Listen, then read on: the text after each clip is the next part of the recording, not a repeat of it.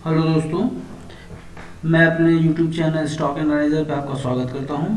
आज हम auto sector के एक दिग्गज स्टॉक की चर्चा करेंगे जिसका नाम है मारुति, जैसा कि आप देख रहे हैं सामने ही है।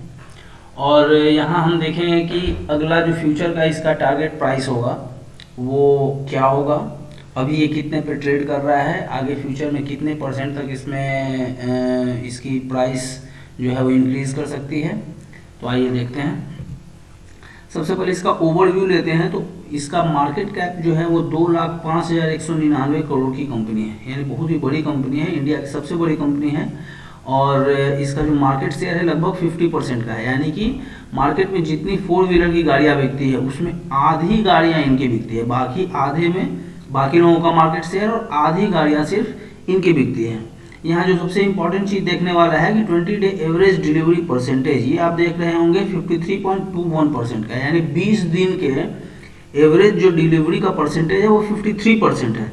इससे भी एक आइडिया आपको लग जा सकता है कि अभी जो भी लोग इसमें शेयर जो खरीद रहे हैं उसमें आधे से ज़्यादा लोग इसको अपने पोर्टफोलियो में लेके जा रहे हैं, यानी अपने डीमैट अकाउंट में लेके जा रहे हैं। इसका मतलब हुआ कि ज़्यादातर लोगों का मानना है कि फ्यूचर में यानी लॉन्ग टर्म में ये स्टॉक जो है यहाँ से एक अच्छा रिटर्न देगा।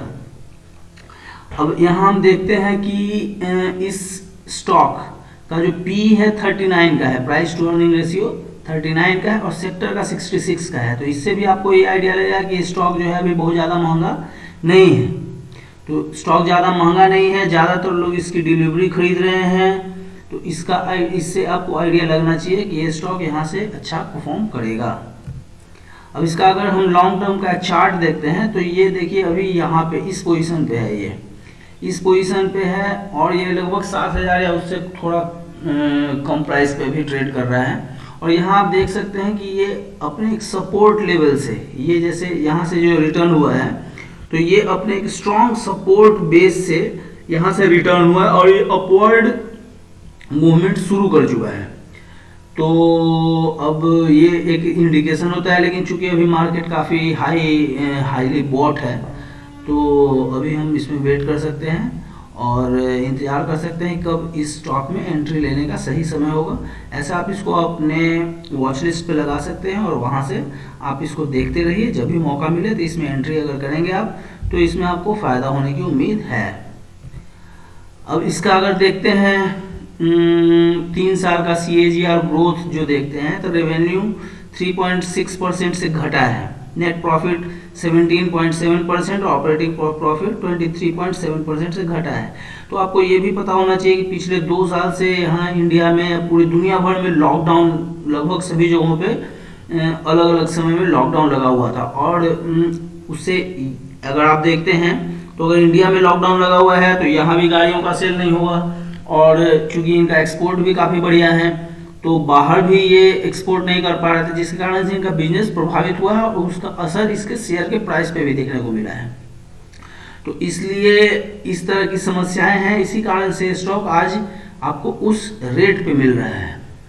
तो इसमें आगे अगर हम देखते हैं, जैसे पिछले कुछ समय में म्यूचुअल फंड ने इसमें अपना जो शेयर था वो डिक्रीज किया है, उसी तरीके से म्यूचुअल फंड स्कीम्स हैं उन्होंने भी घटाया है, FIIs ने भी घटाया है, लेकिन यहाँ इंस्टीट्यूशनल इन्वेस्टर्स जो हैं उन्होंने अपनी होल्डिंग को 38.19 से 38.66% इंक्रीज किया है। तो ये मिले जुले इसके वो हैं शेयर होल्डिंग के पैटर्न जो हैं वो मिले जुले हैं। और इसका जो बिजनेस का जो CAGR ग्रोथ है वो तीनों का तीनों जो दिखा रहा है वो निगेटिव दिखा रहा है। निगेटिव दिखा रहा है उसके पीछे कारण भी है कि जिस तरह से कोरोना वायरस से पूरी दुनिया भर में लॉकडाउन लगा था तो उसके चलते इनका बिजनेस प्रभावित हुआ है। उसके अलावा एक और चीज़ है, जैसे आजकल समय में क्या हो रहा है कि जो ज़्यादातर जो गाड़ियां हैं उसमें बहुत सारे फंक्शन ऑटोमेटिक होते हैं। तो ऑटोमेटिक जो फंक्शन होते हैं उसमें आर्टिफिशियल इंटेलिजेंस का इस्तेमाल होता है और बहुत सारे जो सेमीकंडक्टर चिप जो बाहर से बन के आते हैं उनका इस्तेमाल होता है गाड़ियों के बनने में। अब हाल फिलहाल में क्या हुआ है कि वो सेमीकंडक्टर के जो चिप हैं वो उनकी सप्लाई प्रभावित हो गई है। तो उनके सप्लाई के प्रभावित होने से जितने भी ऑटो कंपनियां हैं उनके प्रोडक्शन भी उनका प्रभावित हुआ है और जिस कारण से उनका बिजनेस भी प्रभावित हुआ है, वो हम आगे चल के देखेंगे। यहाँ देख रहे हैं आप, इसमें कुछ न्यूज़ हैं ऑटो सेक्टर से रिलेटेड, और इसमें मारुति वगैरह का जो है शेर खान ने इसमें जो भी टारगेट दिया है 7700 का। इसमें एक और चीज़ यहाँ देखने वाली बात है भाइयों की कम्युनिटी सेंटीमेंट। यहाँ 100% लोग ऐसा मान रहे हैं कि ये जो शेयर है वो बाई का शेयर है अभी के समय में। अब जैसे ये देखिए, ये एमके ग्लोबल का रिसर्च रिपोर्ट है, उसको अगर हम देखते हैं, इसमें कुछ हाइलाइट्स जो हैं उसमें जैसे हम देख रहे हैं यहाँ पे इसका longer lead times to affect semiconductor supplies for Q2 Q3 FY 2022। इसमें ये जिक्र किया गया है कि जैसे सेमीकंडक्टर की जो चिप है वो आने वाले समय में हो सकता है कि उसकी सप्लाई नॉर्मल हो जाए और फिर इनका प्रोडक्शन नॉर्मलाइज हो जाए उस तरह से। अब जैसे यहाँ लॉन्ग टर्म आउटलुक इनका पॉजिटिव दिखा रहे हैं यहाँ पे। We expect MSIL to record 20% CAGR during FY 22 to 24, यानी फाइनेंशियल ईयर 22 से 24 के बीच में इनका जो CAGR है वो 20% पॉजिटिव, ऐसा इनका मानना है। MSIL is likely to initiate an aggressive model action plan. ये अपने अलग अलग नए मॉडल ला सकते हैं और एग्रेसिवली ला सकते हैं, और ऐसा इनका पिछला जो रिकॉर्ड है, जितने भी नए मॉडल ये लॉन्च करते हैं उसमें ज़्यादातर सक्सेसफुल होते हैं। तो इस रिकॉर्ड को देखते हुए हम सोच सकते हैं कि आने वाला जो समय है इनका वो काफ़ी पॉजिटिव है, और इसी कारण से अलग अलग जो ब्रोकरेज हाउसेज हैं उन्होंने इस पे पॉजिटिव कमेंट्री दी है और अपना अच्छा एक टारगेट भी दिया है। यहाँ एक और चीज़ देखिए आप, we expect export to double in FY 22 and further improve by a 26% CAGR over FY 22 to 24, यानी फाइनेंशियल ईयर 22 से 24 तक इनका ऐसा मानना है कि इनका जो एक्सपोर्ट है वो डबल हो जाएगा। यहाँ एक और बात देखने वाली है भाइयों कि जैसे जैसे कोरोना वायरस का संक्रमण बढ़ा है तो लोग प्राइवेट जो ट्रांसपोर्ट के जो साधन है उसमें जाने से लोग कतरा रहे हैं, और जिनका भी पॉकेट अलाउ करता है वो सारे कोशिश कर रहे हैं कि हम अपना पर्सनल गाड़ी ले लें। तो उस कारण से भी ऑटोमोबाइल जो है उनका सेल आने वाले समय में, पिछले भी समय में बढ़ा है और आने वाले समय में भी इसको बढ़ने की संभावना है। अब यहाँ शेर खान का एक रिसर्च रिपोर्ट था, उसके हिसाब से अगर हम देखते हैं तो अब जैसे अभी काफ़ी डिमांड आने वाली है मार्केट में, डिमांड आने वाला है चूँकि मार्केट शेयर इनका 50% का है। इसके चलते मार्केट में जो भी डिमांड आएगी उसके 50% के ये शेयर वो हैं, तो इसके कारण से इनको उससे काफ़ी फ़ायदा मिलेगा।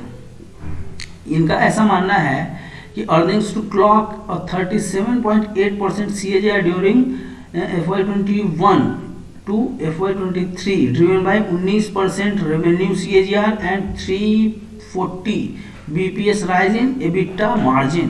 तो इसके कारण से आप देख रहे हैं कि अगला जो आने वाला समय है उसमें अगले 2-3 फाइनेंशियल ईयर में इनका जो ग्रोथ है वो काफ़ी तेज़ी से होने वाला है। लेकिन इसमें एक डर ये भी है कि अगर आने वाले समय में कोई अगर मान लीजिए सेमीकंडक्टर के जो चिप है वो चिप की सप्लाई अगर प्रॉपर नहीं हो पाती है, और दूसरा अगर फिर से लॉकडाउन टाइप का सिचुएशन आता है तो वैसे कंडीशन में इनका जो बिजनेस है वो प्रभावित होने की संभावना है। लेकिन अभी तक का जो सिचुएशन है उसके हिसाब से इनके लिए अगला 2-3 फाइनेंशियल ईयर जो है वो काफ़ी अच्छा आने वाला है।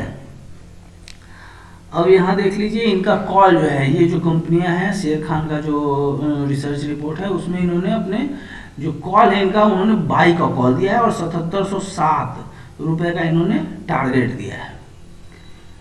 इसमें रिस्क वही है जो हमने बता दिया आपको पहले ही कि न्यू कोविड वेरिएंट के आने से अगर कोई थर्ड वेव अगर आती है और फिर से लॉकडाउन टाइप के सिचुएशन अगर बनते हैं तो वैसे केस में इनके लिए एक रिस्क है। थैंक यू दोस्तों स्टॉक एनालाइजर को देखने के लिए, और अगर आपको ये चैनल पसंद आया हो तो आप इसको वीडियो को लाइक करें और चैनल को सब्सक्राइब करें।